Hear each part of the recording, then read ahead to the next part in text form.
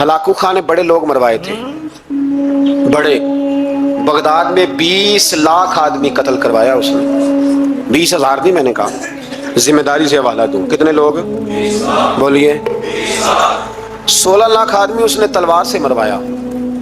لوگوں نے نا زیر زمین تہ خانے کھودنے شروع کر دیے، 4 لاکھ آدمی تہ خانوں میں چھپ گیا اور چن چن کے مسلمان مارتا تھا۔ جب ہلاکو کو کسی نے بتایا نا 4 لاکھ بندے چھپ گئے، اس نے نہروں کے بند توڑوا دیے، دریاؤں کے بند توڑوا دیے، پانی زیر زمین چلا گیا، 4 لاکھ آدمی ڈوب کے مر گیا، 20 لاکھ آدمی مروایا۔ ایک دن ایک علاقے میں گھوم رہا تھا، لیمبو کھانے کا بڑا شوقین تھا، بازار میں گیا تو ایک لیمبو خریدا۔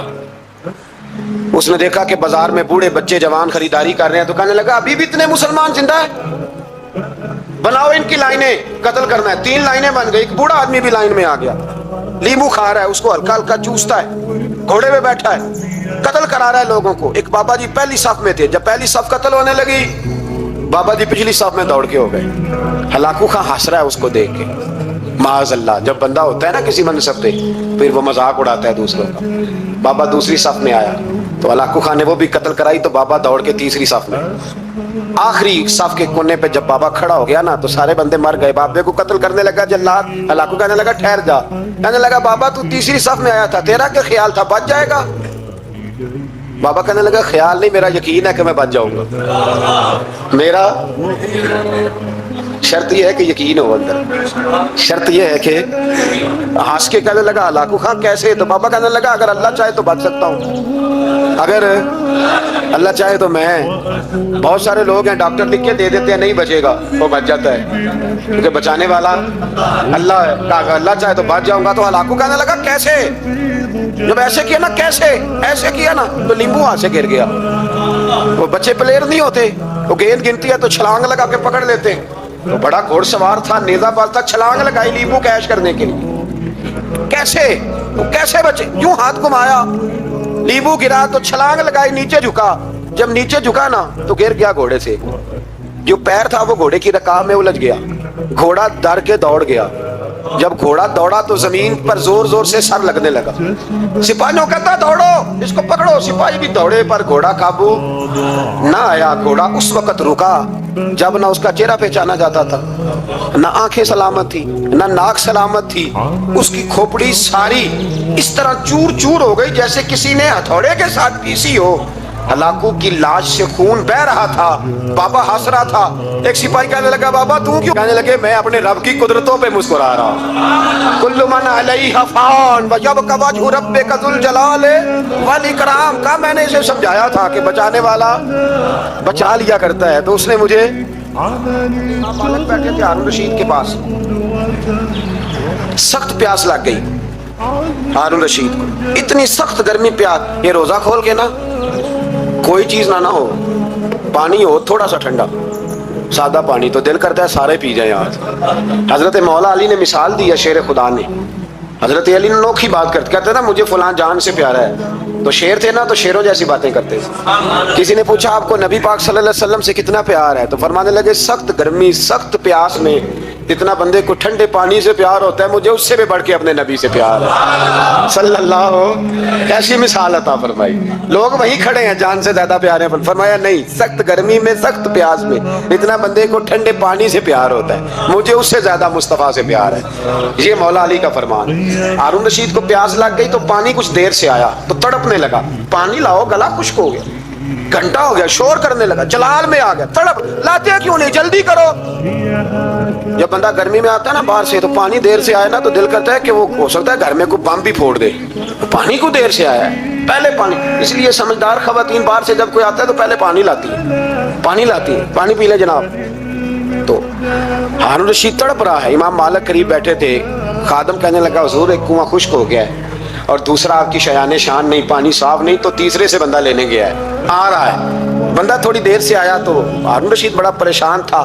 اب بات امام مالک کر رہے تھے تو وہ نہ توجہ اس کی پانی کی طرف تھی، پیالہ پانی کا اندر داخل ہوا تو ہارون رشید کا دل کرتا تھا کہ اڑ کے پانی کے قریب چلا جاؤ، لپک رہا تھا پانی کی طرف۔ جب پانی آیا اس کو پکڑایا تو امام مالک رحمۃ اللہ علیہ کہنے لگے بادشاہ ذرا ٹھہر جا، ٹھہر جا، پی لینا ہے، آگے ہے نا تیرے قبضے میں ہے، ایک مسئلہ مجھے بتا لے پھر پانی پینا۔ हारून रशीद एक रात पहले ना बड़ी बातें कर रहा था कि मैं हुकूमत सही चला रहा हूँ, मेरे मामलात बड़े अच्छे, अपनी हुकूमत की तारीफें एक रात पहले हो रही। अब जब पानी पीने लगा तो इमाम मालिक उसको रात वाली बात पे उसे समझाना चाह रहे हैं। फरमाने लगे बादशाह रुक जा। रुक गया। आप फरमाने लगे अगर ये पानी मिलता ही ना, पूरे मुल्क में ना मिलता, फिर तुझे पता चलता पूरी दुनिया में नहीं मिल रहा। सोचें आप, अगर पानी खुदा ना खास्ता अगर पानी मिले ही ना, कहा ना मिलता, पानी को कोई अहमियत तो नहीं ना हम देते, नलका खुला है तो खुला है, और अगर मिले ना तो हमारी बुनियादी जरूरत है पानी, एक कदम ना लोग चल सके। कहा हारून रशीद अगर मिले ही ना, और अगर तुझे लेना पड़े एक प्याला पानी का तो क्या दे के लेगा? कहने लगा मैं अपनी आधी सल्तनत दे दूंगा, आधी हुकूमत और पानी का प्याला ले लूंगा। इमाम साहब फरमाने लगे चल समझ में आ गया, पी ले पानी। उसने पी लिया तो पिया इस तरह के पानी, प्याला मुंह से लगाया तो उतारा तब भी जब खत्म हो गया। तो इमाम साहब फरमाने लगे पी लिया? पी लिया। फरमाने लगे एक मसला और बता, अब अगर तूने पानी पी लिया तेरा पेशाब बंद हो जाए, ये पानी पीने के बाद फिर पेशाब आना भी जरूरी है, अगर बंद हो जाए तो फिर क्या देगा? तो इमाम साहब की तरफ गौर से देखने, फरमाने लगे सोच के बताना। कहने लगा हुजूर आधी सल्तनत बाकी की भी दे दूंगा। तो इमाम साहब ने रुमाल उठाया, कंधे पे रखा, चलने लगे। कहाँ जा रहे हो? फरमाने लगे उस बादशाह के पास क्या बैठना जिसकी पूरी सल्तनत की कीमत पानी का एक प्याला है। एक प्याला पानी का अगर ना मिले तो आधी गई, और पेशाब ना आए तो बाकी भी। कहने लगे तू किस सल्तनत की बातें करता है? कुल्लु मन अलैहा। सिकंदर आजम ने 32 साल की उम्र में आधी दुनिया फतह कर ली थी। तो लोग पता क्या कहते थे? ये वो बंदा है जिसको तारीख ने ग्रेट का लक़ब दिया है। लकी नहीं कहते, हम कहते बड़ा लकी है भाई। लोग कहते थे ये मकनातीसी आदमी है, कभी नाकाम हुआ ही नहीं। सिकंदर आजम कभी नाकाम नहीं हुआ। जिस इलाके, और उम्र कितनी भाई, इतनी कम उम्री में इतनी दलेरी, आधी दुनिया फतह कर ली। मुल्तान से गुजर रहा था तो उसे एक तीर लगा। कुछ लोग कहते हैं यहाँ जेलम के पास लगा था, एक तीर लगा उसे। उसने कहा बंदा तलाश करो, किसी की इतनी जरूरत के सिकंदर आजम को तीर मारा है, तलाश करो। जब ढूंढने लगे तो बंदा ना मिला, तो सिकंदर ने हुक्म दिया कि जिसकी आंख चमकती है उसे कत्ल कर दो। मर्द भी मारे, बच्चे भी मारे, बूढ़े भी मारे। तो लाके लोग कहने लगे इंसान कोई नहीं बचा। कहने लगा मैंने तुम्हें कहा था जिसकी आंख चमकती है कत्ल करो, बिल्लियां भी कत्ल करो। हो सकता है किसी बिल्ली ने मुंह में रख के फेंका हो, कुत्ते भी मार दो, कबूतर भी मार दो।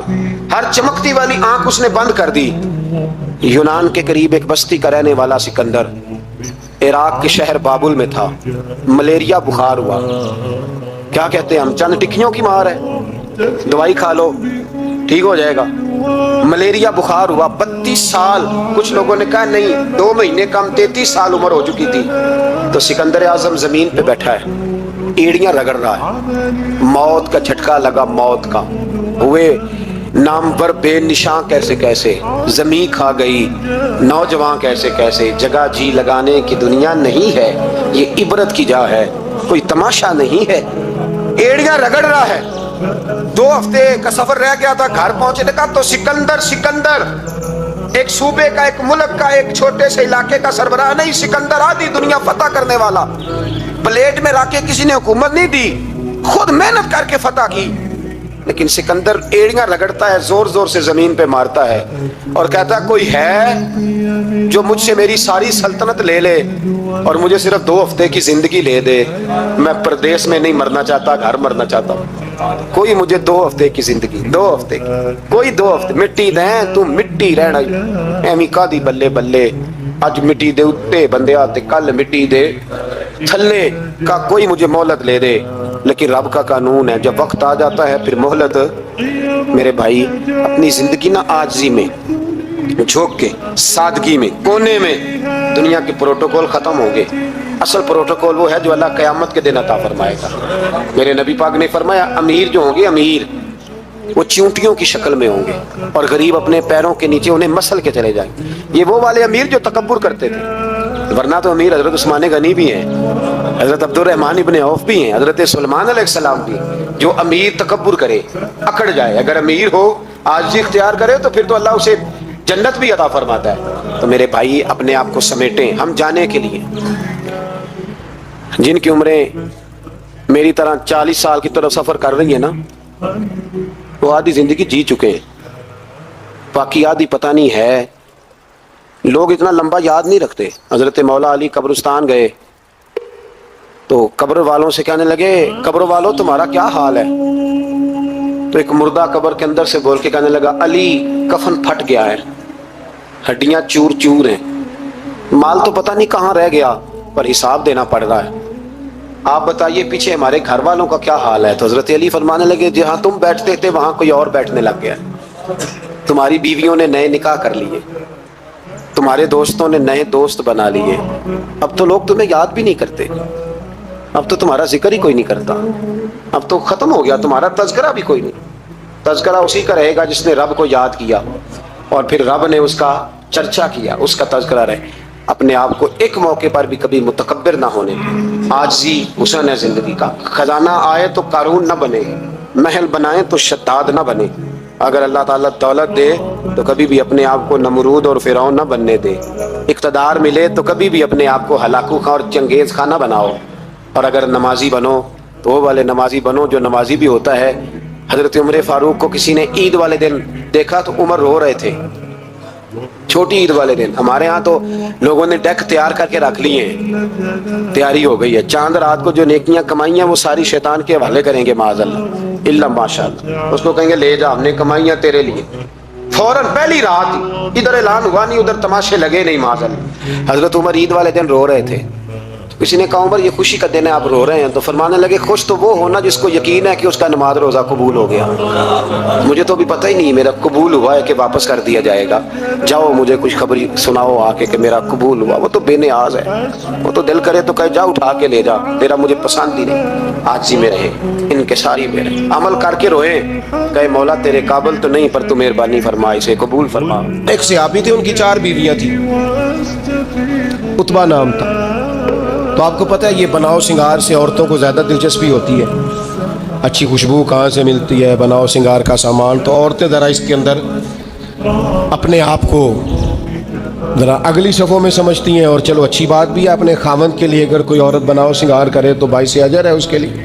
تو وہ چاروں بیویاں کہتی ہیں کہ ہم نا ایک سے بڑھ کر ایک خوشبو استعمال کرتی, لیکن ہمارے شوہر حضرت عتبہ رضی اللہ تعالیٰ عنہ صحابی تھے, ان کو ہم نے کبھی خوشبو لگاتے نہیں دیکھا, اور ان کی خوشبو ہمیشہ ہماری خوشبو پہ غلبہ پا جاتی. تو وہ صحابیات چاروں کہتی ہیں کہ ہم ٹٹولتی تھیں, ان کی جیبیں دیکھتی تھی, خوشبو کہاں سے لاتا ہے پر خوشبو کوئی نہیں, جسم بڑا مہکتا ہے. ہم نے بڑی کوشش کی, چاروں نے مل کے, 4 بیویاں, سمجھ نہیں آتی تھی.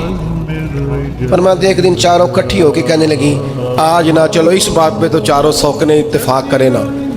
کہتے نے اپنے شوہر سے کہا آپ بتائیے خوشبو کہاں سے لاتے ہیں؟ کہنے لگے اللہ کی قسم کبھی لگائی نہیں, اوئے کبھی نہیں لگائی. اس پتے سے ڈھونڈنا قاصد میرے دلدار, کبھی لگائی نہیں خوشبو. کہا آپ عجیب بات کرتے ہیں, ہم تھک گئی ہیں سالوں سے, ہم لگاتے نہیں, یہ کیسی بات ہے؟ تو فرمانے لگے آؤ نا سنو نا, میرا قصہ تو سنو, میری داستان حسن تو سنو, میرے اوپر جو کرم کی برکھا برسی بس مختصر سی میری کہانی ہے, یہ جو بھی ہے ان کی مہربانی ہے. کہا مطلب کیا ہے؟ تو حضرت عتبہ فرمانے لگے میری کمر پر باندھ گئے تھے دانے, ان میں ہوتا تھا درد, تکلیف, آزمائش, جلن, میں تکلیف میں تھا. تو میں تکلیف سوائے ان کے کس کو بتاتا جو میرے ہر بات میں میرا سہارا تھے. میں سیدھا چلا گیا دروازہ رسول پہ, رو کے عرض کی حضور یہ درد ہے, سونے نہیں دیتا. تو کہتے ہیں کریم نے فرمایا تو کرتا اوپر کرنا. کہتے میں نے کرتا اوپر کیا تو حضور نے لعاب دہن انگلی سے لگا کے میری کمر پہ لگایا. فرماتے ہیں وہ لعاب دہن میری بیماری لے گیا اور خوشبوئیں چھوڑ گیا. میں جیسے جیسے غسل کرتا جاتا ہوں خوشبو بڑھتی جاتی ہے, تازگی بڑھتی جاتی ہے. نہ سمجھ آئے تو مدینہ جا کے دیکھو, مسجد نبوی میں بیٹھ کے دیکھو, جاؤ حضور سید عالم کے شہر نور کی گلیوں سے ہو کر جا کر دیکھو, عرصہ ہوا طیبہ کی گلیوں سے وہ گزرے تھے, اب تک ان گلیوں میں خوشبو ہے پسینے کی. جا کے دیکھ لو, نظارہ کر لو. اللہ تعالیٰ نے حضور کا سراپا ہی ایسا بنا, یہ حضور کے دستے مبارک ہے نا, حضرت انس بن مالک فرماتے ہیں میں نے ریشم بھی اتنا نرم نہیں دیکھا جتنا حضور کے ہاتھ نرم تھے. کستوری سے اتنی خوشبو نہیں آتی جتنی دست مبارک سے آتی تھی. اور فرماتے ہیں عرب کی گرمی بڑی مشہور تھی, میں حضور کے دست مبارک ہاتھ میں لیتا تو برف سے زیادہ ٹھنڈے ہوتے. اتنا اللہ تعالیٰ نے محبوب کو معنویت کے ساتھ سجایا سنوارا, کمال ہو گئی. حضرت ابی بن کعب رضی اللہ تعالیٰ عنہ نے امیر المومنین سیدنا فاروق اعظم پہ مقدمہ کر دیا تھا. عدالت تھی, جج تھے حضرت زید بن ثابت. حضرت عمر پہنچے, حضرت زید بن ثابت اٹھ کے کھڑے ہوئے, جگہ خالی کا, امیر المومنین بیٹھ جائیے. آپ فرمانے لگے زید یہ تم نے ناانصافی کی, ہم دونوں آئے تھے مقدمہ لے کے, یہاں تو دونوں کے لیے جگہ بناتے, تم نے ٹھیک نہیں کیا. پھر بات ذرا آگے بڑھی, حضرت ابی بن کعب نے مطالبہ کیا کہ حضرت عمر فلاں بات پہ قسم اٹھائیں. تو حضرت زید بن ثابت جاج تھے, کہنے لگے آپ امیر المومنین سے یہ مطالبہ کر رہے ہیں. تو حضرت عمر فاروق کہنے لگے زید آپ اس مقدمے کا فیصلہ کر لیں, اس کے بعد میں آپ کو فارغ کر دوں گا. آپ مجھے امیر المومنین کہہ رہے ہیں, اور امیر المومنین کہہ کہ آپ یک طرفہ ہو رہے ہیں, اور جو آدمی انصاف لینے آپ کے دروازے پہ آیا ہوا ہے. اس ملک کا مسئلہ کیا؟ اس ملک کا مسئلہ غریبی نہیں, میرے وطن کا مسئلہ یہ ہے کہ امیر غریب کے لیے قانون الگ الگ ہے. یہاں 11 سال 12 سال ایک شخص جیل میں رہ کے آتا ہے, لیکن بعد میں پتہ چلتا ہے وہ تو بے گناہ تھا. اس کے 11 سال کون واپس کرے گا؟ اس کے 20 سال زندگی کے جو سلاخوں کے پیچھے کٹ گئے کون واپس کرے گا؟ اور امیر آدمی وہ تو قبل از گرفتاری ضمانت کرا لیتا ہے.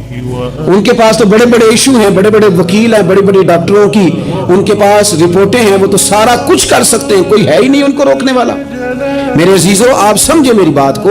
حضرت عمر فاروق فرمانے لگے یہ فیصلہ کر لیں, اس لیے کہ حضرت عمر اگر صرف اپنا سوچتے تو نظریہ نہیں بچتا تھا. جناب عمر رضی اللہ تعالیٰ عنہ نے نا صرف اپنا نہیں سوچا, انہوں نے کہا کہ سچ کو فروغ دیا جائے, ذات سے نکلا جائے. آپ فرمانے لگے تو نہ عمر کو کسی اونچی اڑان میں مبتلا نہ کر, عمر کو پتا ہے عمر کیا ہے, اسے وہ دور یاد ہے جب وہ اونٹ چرایا کرتا تھا. لہذا میرے لیے وہی فیصلہ کر جو فیصلہ کرنے کا طریقہ قرآن و سنت نے ہمیں عطا فرمایا ہے. آپ نکلیں ذرا ذات پات کے چنگل سے. یہ جو بت پال لیے نا, اقبال کہتے ہیں اگرچہ بت ہیں جماعت کی آستینوں میں, جماعتوں کے بت تو نہ بناؤ, تنظیموں کو بت تو نہ بناؤ, آپ برادری کو بت تو نہ بناؤ, آپ رنگ نسل کو بت تو نہ بناؤ. اگرچہ بت ہیں جماعت کی آستینوں میں, پر مجھے ہے حکم اذاں لا الہ الا اللہ. یہ ٹوٹ جائیں گے لا الہ الا اللہ کی ضرب سے. وسیع الظرف, وسیع المزاج بنے, وسیع المشرب بنے. آپ کبھی بھی سوچوں کو اتنا محدود نہ کریں کہ آپ کسی ایک ابہام کا شکار ہو کے ہی ساری زندگی گزار دیں. کیا مسئلہ تھا عرب کے لوگوں کو؟ مسئلہ کیا تھا؟ صرف اتنا. ایک عجیب روایت ہمیں ملتی ہے سیرت کی کتابوں میں. میرے نبی پاک صلی اللہ تعالی علیہ وسلم نا رات کے وقت پہاڑ کی چوٹی پہ بیٹھ کے قرآن پاک کی تلاوت کرتے تھے. حضور نا رات کے وقت قرآن پاک کی تلاوت کر رہے تھے, نبی کریم تلاوت کر رہے تھے. اور جب یاسین والے نبی خود یاسین پڑھیں, والضحیٰ والے محبوب جب خود والضحیٰ کی تلاوت کریں, مدثر والے محبوب جب خود مدثر پڑھے, تو انداز ہی نرالو. حضور قرآن پاک کی تلاوت کر رہے تھے تو اس تلاوت کی نا آواز گونجی. کہاں تک پہنچی؟ ابو جال بھی کسی جھاڑی میں چھپ کے حضور کا قرآن سننے لگے. سریلی اتنی تھی اس میں, لطف اتنا تھا. ابو سفیان بھی آ گئے, کسی جھاڑی میں چھپ کے قرآن سننے لگے. اخنس بن شریک بھی آ گیا. تھوڑا نہیں سنا, ساری رات ہی حضور کی تلاوت سنتے ہیں, ساری رات تلاوت سنتے. صبح ملاقات ہوگی, تو کدھر آیا تھا, تو کدھر آیا تھا, تو آج کے بعد نہ آئے کوئی بھی. لیکن کہتے ہیں اگلے دن سوئے تو بے چین کیا حضور کی آواز نے. پھر اٹھے, تینوں آ کے پھر مختلف جگہوں پہ بیٹھ گئے. سویرے پھر ملاقات ہو گئی, آج کے بعد نہیں آنا, تو بھی نہ آنا, تو بھی نہ آنا. پر کہاں چین لینے دے حضور کی میٹھی آواز, کہاں چین لینے دے حضور کی میٹھی آواز. تینوں پھر اٹھ گئے. کئی دن آتے رہے. ایک دن طے ہوا کہ آج کے بعد بالکل نہیں آنا, جو آئے گا سزا ملے گی. ہو گئی بات طے. اخنس بن شریک کہتے ہیں میں سویرے ابو جہل کے گھر گیا. میں نے کہا سونے کے دن نہیں, کئی راتیں تو نے بھی سنا, میں نے بھی سنا. دل پہ ہاتھ رکھ کے بتا, وہ جو پڑھتے ہیں وہ حق سچ ہے کہ نہیں؟ کھری بات کر. سنا تو نے بھی, سنا میں نے بھی, ساری رات سنا. بتا بات سچی ہے کہ نہیں؟ تو ابو جہل کہنے لگا ایک ایک حرف سچ ہے, ایک ایک بات سچی ہے. تو مانتا کیوں نہیں؟ پھر تو مانتا کیوں نہیں؟ تو جو ابو جہل نے جواب دیا खुदा रहा उस पर गौर करना, मेरी मिन्नत समझकर इस बात पे गौर करना। ओ फिर तू मानता क्यों नहीं? तो अबू जहल कहने लगा हमारे कबीले का और बनु हाशिम का, हुजूर सैयद आलम के कबीले, शुरू से मुकाबला रहा है। उन्होंने अगर लोगों को खाने खिलाए तो हमने भी खिलाए, उन्होंने गरीबों का बोझ उठाया तो हमने भी उठाया, उन्होंने अगर घोड़ा दौड़ाया तो हमने भी दौड़ाया। फिर उन्होंने दावा कर दिया कि हमारे अंदर एक नबी आ गया है।